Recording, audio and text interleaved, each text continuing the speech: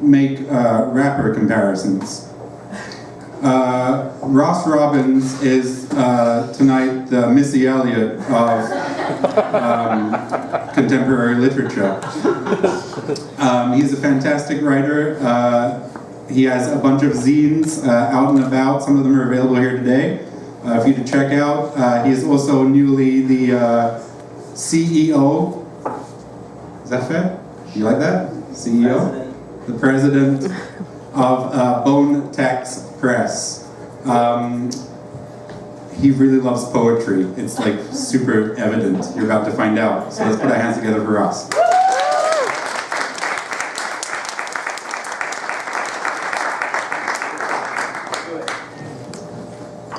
Hi. So, I always tell myself I'm going to be really nervous when I have readings, even though I actually really love reading. So by the time I get up here, I'm like on the verge of having a panic attack, like my heart's beating really hard. So I thought I could just sort of like turn that into performance art. Like I could get up here and say, why don't we quietly share my panic attack until it sort of goes out of me and expands out into the room, and you can all have panic attacks, and I'll be good. See, I feel better already. I want to thank Rob for having me. This is really awesome. The press he mentioned, he's going to be my first release, actually. So on May Day, there's going to be another chapbook from Rob here called Ticklish Animal. It's going to be really awesome. And I want to thank Emily and Martha for consenting to allow me to read alongside them. And that's about it. I'm going to read from 3 different things tonight. I hope you enjoy it. Thanks everybody for coming out. If I just project, can you hear me up there? Yeah. The first manuscript I'm going to read from is called The Book of Definitions. And the first one I'm going to read, I solicited words from various writers around town and friends, and Emily gave me visceral. So I thought I'd open with a poem I wrote for Emily Kendall Fry, Visceral. Inspired by impulse rather than deliberation. Hi, Nolan. Felt in the guts, fingering my navel, a piece of sand lives inside the scar. It sends a zap from belly to cock. I decide, based on nothing, to walk to Trader Joe's, buy a mesh sack of pistachios. I crack them dry with nut dust with my chapped and splitting fingers. One is tough to split, I bring it to my lips. Crack a tooth, sucking blood, splintered nutshells, slices gum. Listen, what I cannot crack is what I only love.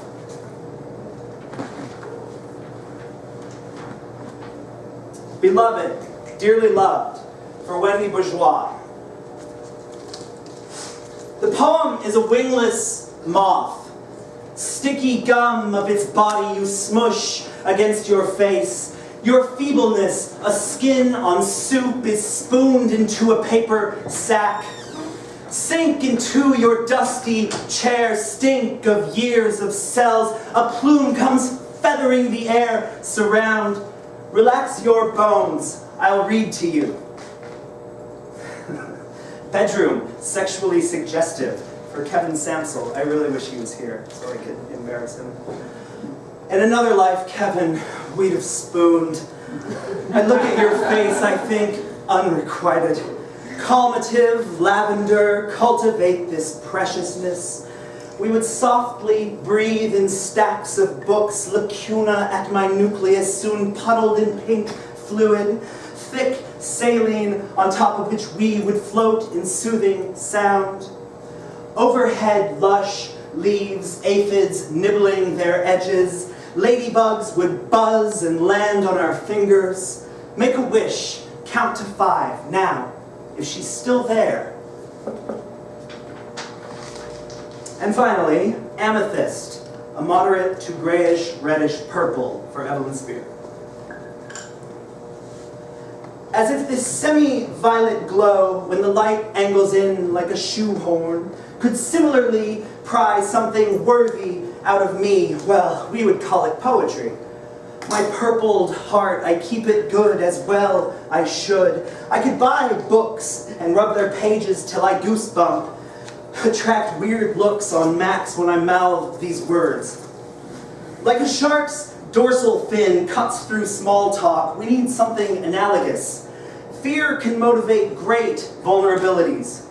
Show me the face you wear when you are honest.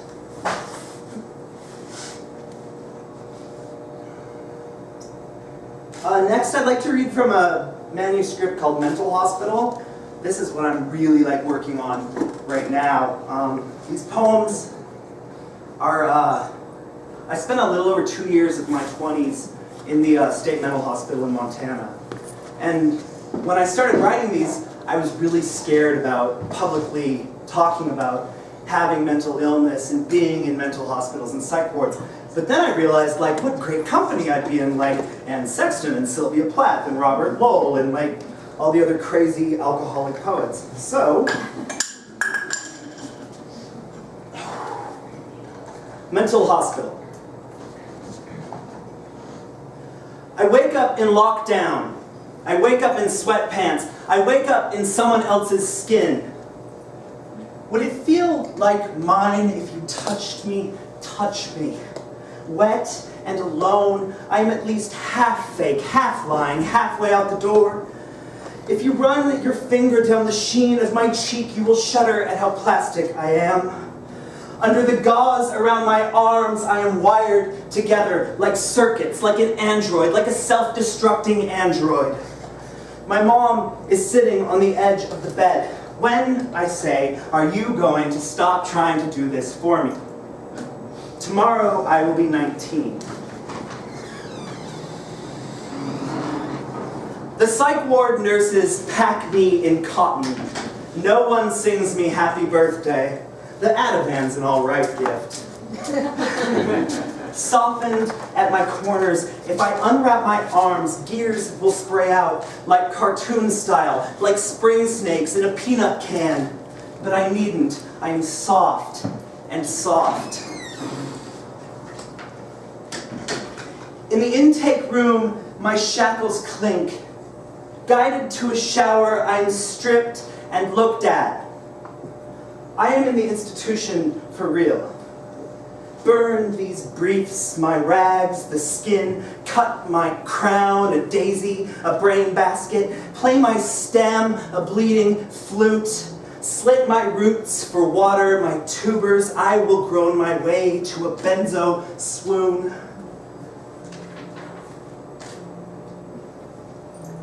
Some people are birds here, flightless and feral. They have these mostly ornamental beaks. Their eggs are full of blood. They scratch a meager seed from out the patchy grass. They peck out their own feathers.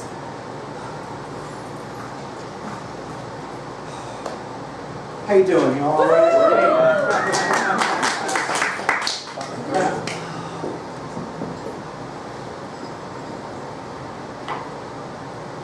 When I wake up in the morning, my vision is diagonal, soupy kind of gloss hugging my eyes. Smoke slips out my nose when I amble to the fishbowl. Something is wrong, I say. After an undefined interval, I wake up to the squeeze of a blood pressure cuff. My tongue is made of phosphorus.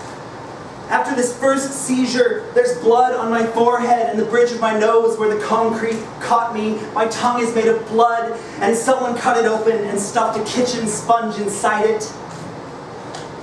There's a black market for lighters and for anything sharp. There's a black market for feelings and genitals. There are way too many people fucking. There's a black market for yesterday. I am snorting someone else's Ritalin and I really need a cigarette.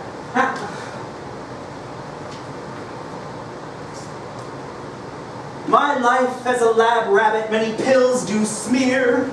Glassy-eyed obsolescence, captive headlock, eyedropper, a number on my ass in grease pencil.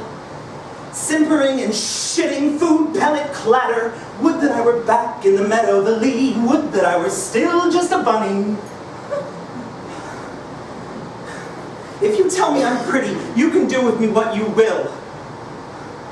Rub me smooth with pumice, clip my skin tags with green glass. When enough layers erode, I will be a lovely little chunk of agate, a faggot set to shine on crushed velvet. Unlock the case, take me out and fuck me good and put me back, dripping and broken. Ratchet up intensity, quick, quicker! My want empurpled crown, a new patient arrives, young this time and improbably handsome. I worship at the altar of sugar and gimme. Later, a rare moment of solitude, a psych tech barges in on my special alone time. I cannot decide whether to come or cry. There are 4 patients to a room. One roommate with neurological damage shuffles and drags his right side along like a parasitic twin. He goes to bed naked and is on his belly on top of the blankets when I enter. And I would enter. I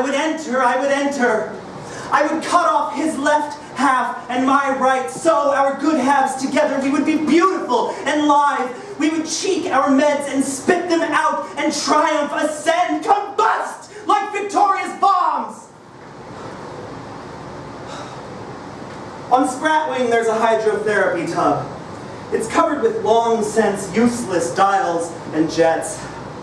I masturbate in this shower room because I know I can get away with it.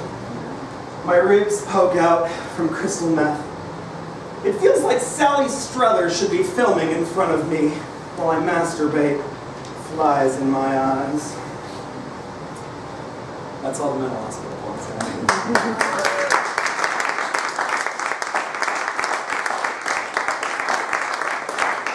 So do you want me to read from this last thing I brought?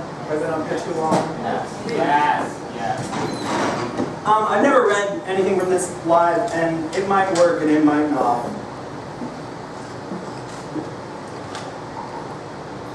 So I want to explain. It's called Pulling a Sliver. There's this little intro, and then every section there's a couplet, and then there's 2 sets of 2 quatrains where if you were reading it, you can either read right across the page or each column on its own.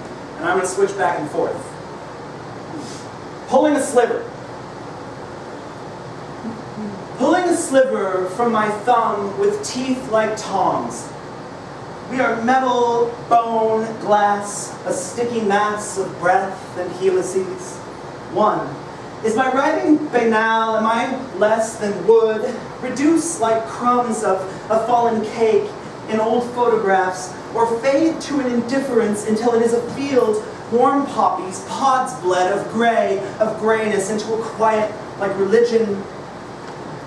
Have we gone afield too far from youth, as bred in milk to still soft innocence? Sweeter than sin, and the stars, at least so long as we've Orion, endorse a kind continuity. 2. Is this a quaking unctuousness? Am I more or less than my sum? In my hands I hold my heart, a bloody fish, the largest cherry, shy like a virgin and desired. But when I take a bite, the taste of ashes, it deflates a wheezing end and my exuberance a waste. So, sit staring at the wall, across the way, peanut shells, as if this false earnestness and crinkling like paper bags and a streaming excitability and terrible karaoke, no other, but please, try to be kind. We are lonely things. 3. Am I my dream self, or am I somewhat less than that ideal? Dreams would fist peace, our semi-transparent state, an unseemly practice glass would break if only we'd tie, clear as the day we met, umbilicus a tender red ribbon. Each saw the other, blue eyes, white teeth, adoration gummed the gears of maybe, with our taffy stretching time. We did, but who could blame? We tick away the salty hours, youth and folly and boredom, waste time on video games, strung on a series of needles, masturbate and clear our throats. We're talking about masturbation a lot. 4. Is anyone sure of what they've become? Are we all so in pieces? I remember being a kid, sitting on these rough steps, questions like, why am I here? at the barn, questioning God and a certain proportion. My hugeness dwarfed me then. Shaking uncertainty, I was 7 and a horse stepped on my toes. Carried screaming to the sink, I was tears and hysteria. There where cold water sprayed. You don't wonder about God while pain is too big to tuck away. My tiny and still attached toes, like countries you forget about until one day they declare war.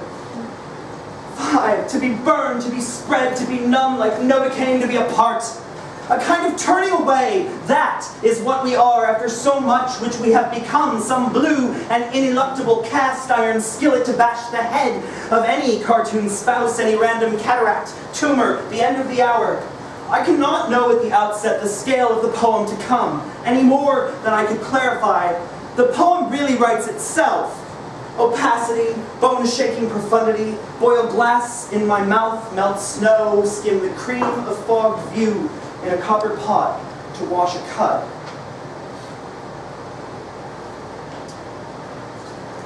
So, one more section. 22. Aren't you glad I didn't read them all? Blistered bone and fragments, clay and comfort. You will scald yourself on wish, a simple-minded creature, wake, dream, please, and no. With a bad case of yen, every option shuts down except for one, want, and want some more. Hard as former paste. It's the tense of a young man's calf. He bounds off the bus, pleasing sulfur of shells. Final draft bears little relation to itself or proffered prediction. A house is a Parthenon of was, a pile of bones that talk. Thanks, you guys.